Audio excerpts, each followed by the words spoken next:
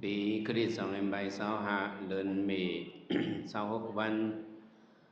trầm tí trong đam mầm xả lệ trong pra đồ viên tăng yan hầu ha sẽ cả lấy ma quảng hếtการตั้งดูตั้งตันกับไก่ลุยวันเกิดเฮาจะสุขอายุ60ไป4ปีเต็มดีงามหรือเสนมกาสำเร็จปันปลาเถียงปล่อยปันเมืออ่องเศร้ากัดของอ่องลีเขาอันเขาเตรียมตอบก็ดีที่สัตมาปาราเกียนซอซึ่งใต้ลักสุดเมือเสื่อนอ่องลีอ่องไล่กว่านั่นนี่ก็มาเฮ็ดโฮมกันนี่เลยว่าเป็นปล่อยเย้าโตกว่าดีงามในยามที่เราเป็นพ้องยามมงซาสิตนาเฮา ที่เป็นพ้องยามหยัดน้ำขอมวยก่อนและซื้อสุก็เฮาเฮาหรือโฮมโจมจอมการอันเฮาได้เฮ็ดสังหังปองมา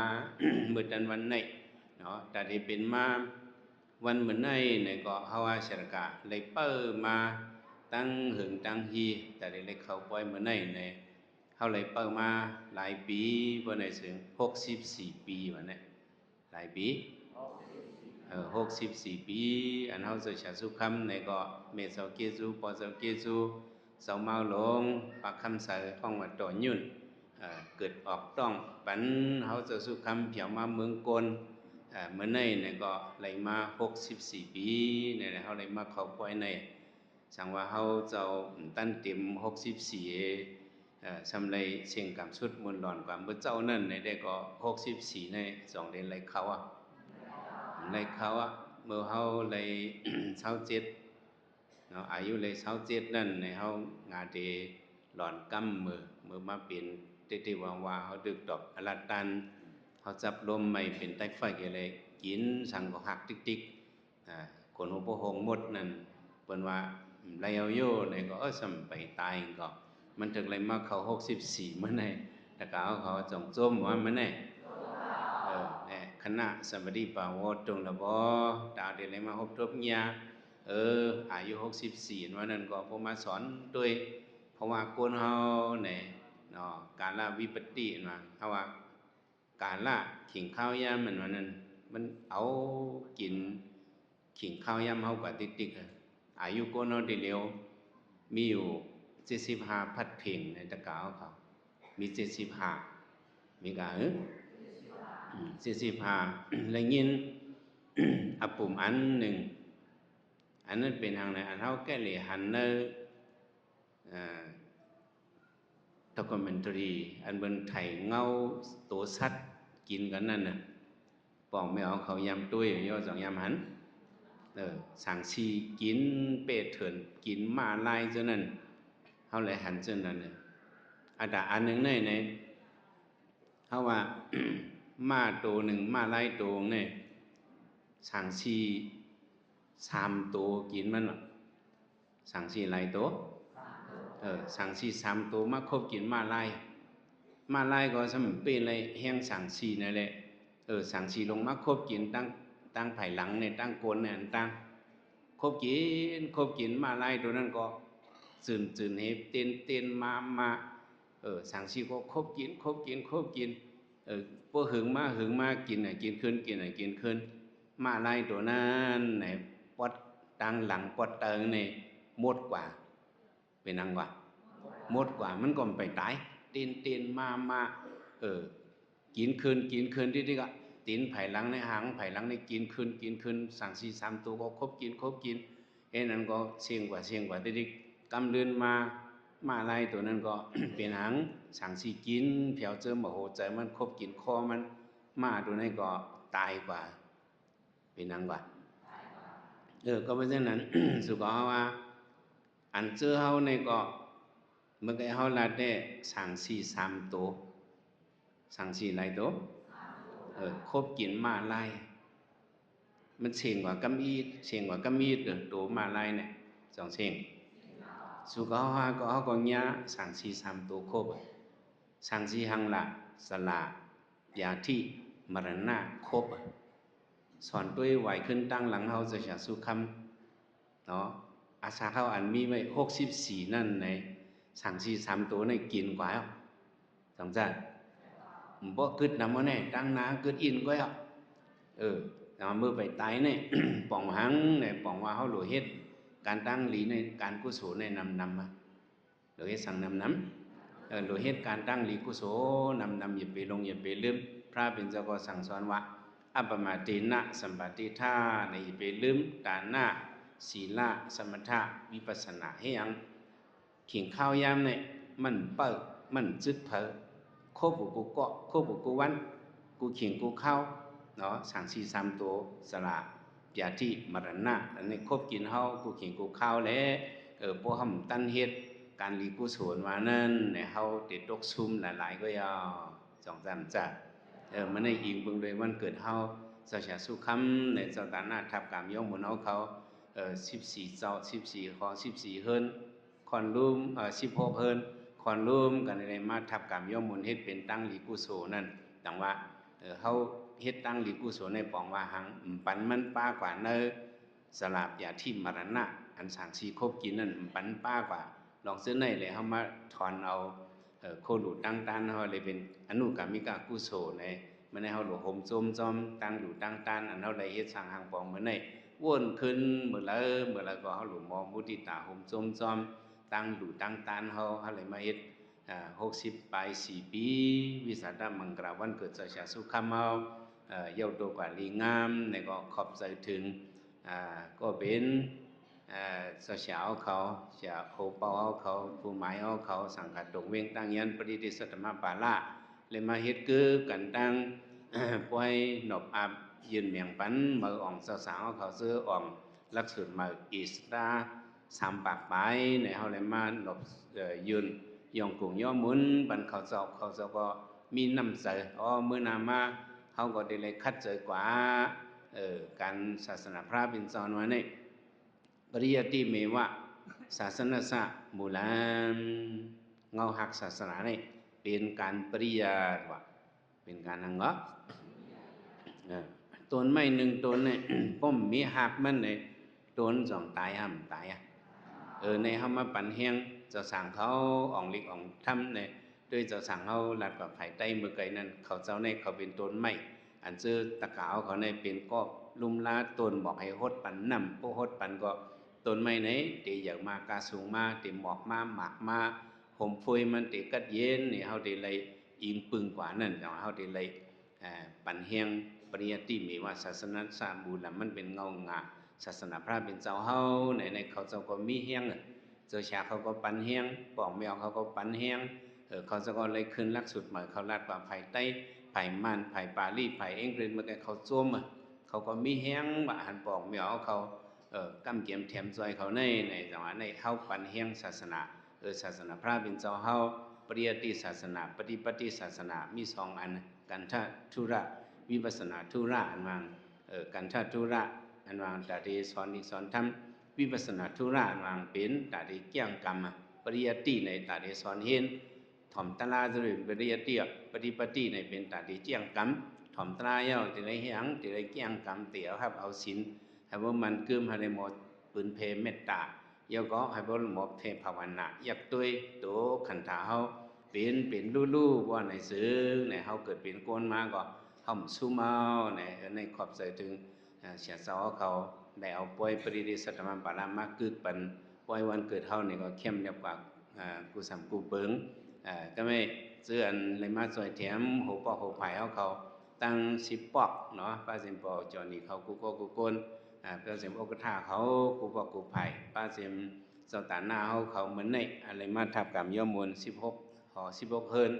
อันคับขึงปันป่วยให้บ่มวนวินเข้มเรียบดีงามป้าสิมก็เป็นปีนางก็จะอย่างเหมือนเมเจ้ากิซัวนี่ก็เฮ็ดปันหลุดห้ามสิเปิงซบว่ามาทำจีสั่งให้จัดการบันให้บ่เข้มแบบกูเปิงๆว่านั่นก็ห่มส้มขอบใจเตะอย่าไปลืมกลุ่มเกซู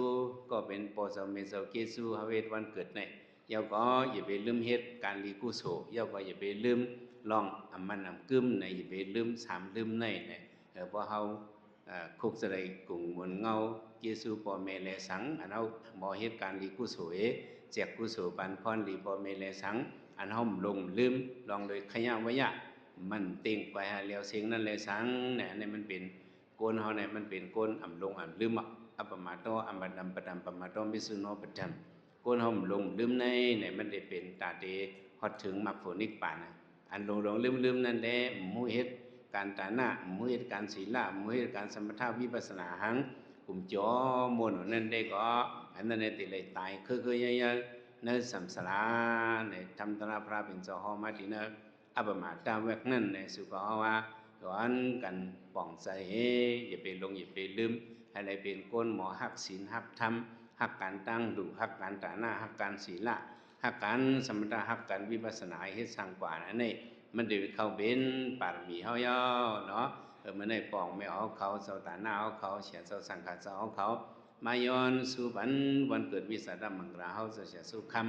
เฮาเจ้าก็จมเสือขอบใจอย่านำถึงเสียเจ้าเขากูเจ้ากูป้าตะกาวเขาโหปอกโหไผเขากูก็กูก้นกูปอกกูย่อมซื้อเวียวิสาอันไหนมาซอยแถมที่ปังปอยเฮาที่จองพระหลงในเลสังที่จองอุตมมสาและสังเวียวิสาอ่อนกันมือแกงตุ่มสุขคงป่วยเล่งดูสากะป้าสิมเจ้าตาหน้าซะในเฮาเจ้าขอบใจ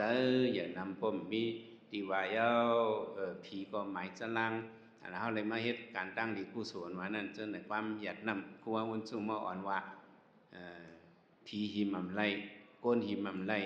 สัตวาหิมไลว่านั้นอันนี้กุศลในเด้เผอก็มีหิมไลว่าสองได้หิมไลเก่งตุโสรินะตุหันติว่าเก่งสุดโสรินะตุระหันติว่า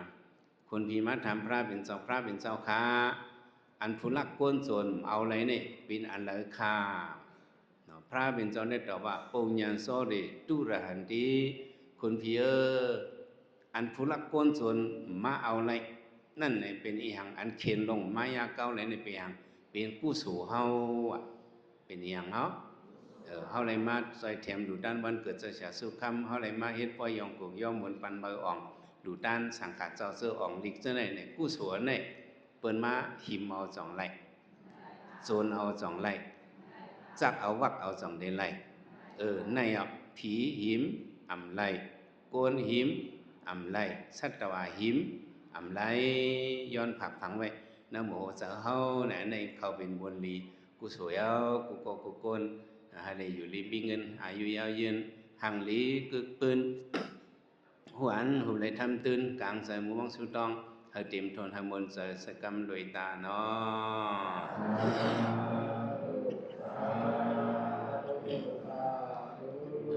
ย้อนรับดังขอบใจไผ่มันปอดอ่อนตอนหนึ่งเนาะที่นี้พระวงศ์เนี่ยตอนนั้นตามที่เสียรอชินตุกมินได้วิสาดะมิงลา64နှစ်ပြည့်ဝိစာဒမင်္ဂလာမှာဒါအဖက်ဖက်ကလာရောက်ပြီးတော့ကူညီအားပေးကြတဲ့အထူးသဖြင့်တော့ဒီဘုန်းတို့မြို့နယ်တန်ခါးနယ်ကဥက္ကဋ္ဌရဲ့တွင်မှုဆရာတော်ရဲ့ဒီကပရိသေတ္တမပါဠဆရာတော်တန်ခါးတော်များအားလုံးဝိုင်းဝန်းပြီးတော့ကူညီဆောင်ရွက်ပေးတယ်ကံထပ်ပေးတယ်နော်ပေးရယူပေးတယ်မေတ္တာရှိထားပြီးတော့ဘုန်းကိုဒါမေတ္တာရှိထားပြီးတော့ဆုတောင်းပေးတာလည်းကျေးဇူးတင်ပါတယ်နောက်ကံထပ်ခမဲတော်မေတော်များအားလုံးလည်းဒါမိမိတို့ဒီခက်ခဲတဲ့ကာလတွေကြားမှာနော်ဒီကံထအလူမင်္ဂလာပြုလုပ်ပေးတယ်ရွှေဒီဘုန်းတဲ့64နှစ်ပြည့်ဝိဇာရမင်္ဂလာမှာလည်းလာရောက်ပြီးတော့လှူဒန်းပေးတဲ့အတွက်ကြောင့်အားလုံးလည်းဝမ်းမြောက်နှုတ်မတာတို့ခေါ်တဲ့ကျေးဇူးလက်တင်တယ်နောက်အလူရှင်လည်းရှိပြီးကံထတဲ့ပုဂ္ဂိုလ်လည်းရှိပြီးဆိုပေမဲ့လည်းဝေယဝိဇပုဂ္ဂိုလ်မပါလို့လည်းမဖြစ်ဘူးနော်ဒါကြောင့်ဝေယဝိဇပုဂ္ဂိုလ်များဖြစ်တဲ့ရက်ွက်ဆက်ရက်ွက်ကဥဋ္ဌများနော်ရက်ွက်သူရက်ွက်သားများမြို့သူမြို့သားများအလူရှင်များလာရောက်ပြီးတော့ပါဝင်လှူဒန်းတဲ့အတွက်ကြောင့်ဝိုင်းဝန်းကူညီဝေယဝိဇကုသိုလ်ပြုလုပ်ပေးတဲ့အတွက်ရက်ွက်ကျေးရွာဥက္ကဋ္ဌများအားလုံး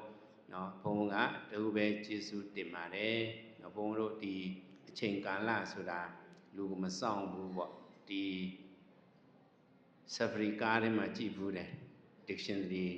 ဒီ documentary ထဲမှာနော်ဒီချင်းသေးကจิตတို့ကိုစားတာပေါ့တာရဲတိရစ္ဆာန်ရက်တဲ့စက်ကားမှာ Safari Express လားမြင်းစက်ကားထဲမှာကြည့်ဘူးတယ်ချင်းသေး3ကောင်ကမြင်းကြားတစ်ကောင်ကိုဖမ်းစားတယ်မြင်းကြားနဲ့လွတ်ရပြေးတယ်ဒါပေမဲ့ချင်းသေးရံကို तू ကမလွတ်တော့ချင်းသေး3ကောင်ကသူ့ကိုဝိုင်းကြိုက်စားတယ်နော်ဒီဖင်ပိုင်းကနေစစားတာပေါ့ စာတဲ့တပြေးပြေးစားရင်စားမြင်ကြလဲယုံကန်ထွက်ပြေးရင်ချင်းသိလဲစားရင်နဲ့တပြေးပြေးသူ့ရဲ့ခန္ဓာကိုယ်ဒီနောက်ပိုင်းမှာခန္ဓာကိုယ်တွေတပြေးပြေးနဲ့ပြုံးသွားတယ်အသားတွေစတွေပါသွားတယ်ခြေထောက်တွေပါသွားတယ်အမြီးတွေပြတ်သွားတယ်နော်ခန္ဓာကိုယ်အထက်ပိုင်းပဲကြံတော့တယ်တပြေးပြေးနဲ့စားသွားတယ်မြင်ကြလဲယုံရင်ကင်နဲ့နောက်ဆုံးရတော့ချင်းသိသုံးကောင်အကုန်လုံးစားတော့ဒီမြင်ကြကသိဆုံးသွားတယ်ဒါကိုကြည့်ချင်းအပြင်ဘုန်းတို့ဘဝလည်းဒီတိုင်းပဲအခုဘုန်းကတက်တော့64နှစ်ပြည့်ပြီနော်တက်တော့64နှစ်ပြည့်လာတဲ့ချိန်မှာတို့လည်းချင်းသိအစားခံရတာပဲဘာချင်းသိလဲဆိုတော့ဇရာဆိုတဲ့ချင်းသိတစ်ကောင်ဗျာတိဆိုတဲ့ချင်းသိတစ်ကောင်မရဏဆိုတဲ့ချင်းသိတစ်ကောင်ကတို့ရဲ့နောက်ကိုအချိန်ကာလကိုဝါစားသွားတာဘုံဆိုရင်ခါပြတ်နေပြီ64နှစ်ဆိုရင်ရှေ့ပိုင်းဘာမှသိမကြံတော့ဘူးဒါမကြံတဲ့ချိန်ကာလလေးမှာဒါကောင်းမှုကုသိုလ်လုပ်ဖို့မေ့ပါနဲ့မွေးနေ့လုပ်တယ်ဆိုတာကမိဘကျေးဇူးမမေ့နဲ့ကောင်းမှုကုသိုလ်မမေ့နဲ့သင်္ခါရတရားမမြင်တဲ့အကြောင်းမမေ့နဲ့ပေါ့ဒါကြောင့်ကြံရှိတဲ့အချိန်လေးမှာကုသိုလ်လေးနဲ့ဖြတ်တန်းနိုင်ဖို့ကြိုးစားကြပါလို့ဘုန်းရဲ့ဒီမွေးနေ့ဝိဇာတမင်္ဂလာဓမ္မလက်ဆောင်အဖြစ်เนาะတရားနာပိဋကများကိုကျေးဇူးတင်ရင်เนาะလူရှင်များအားလုံးဝေယဝိဇ္ဇများအားလုံးကျေးဇူးတင်ရင်နဲ့အားလုံးမမေ့မလျော့ပဲနဲ့အပ္ပမဒေနသမ္ပါတိထာပေါ့အပ္ပမတော်အမတံပတံပမတော်မစ္ဆုနောပတံမမေ့မလျော့တဲ့ပုဂ္ဂိုလ်ဟာဒါသိချင်းကလွတ်တယ်မေ့လျော့နေတဲ့ပုဂ္ဂိုလ်ကအဖန်ဖန်သိရခြင်းပဲဆိုတို့တွေဟာဒါနအမှုကိုမမေ့နဲ့သီလအမှုမမေ့ပါနဲ့ဘာဝနာအမှုကိုမမေ့ပါနဲ့ကောင်းမှုကုသိုလ်ကိုစတဲ့တဘိုးကြိုးစားအားထုတ်နိုင်ပြီးတော့ပါမီမြောက်တဲ့ကုသိုလ်များဖြစ်နိုင်ကြပါစေကုန်သတည်း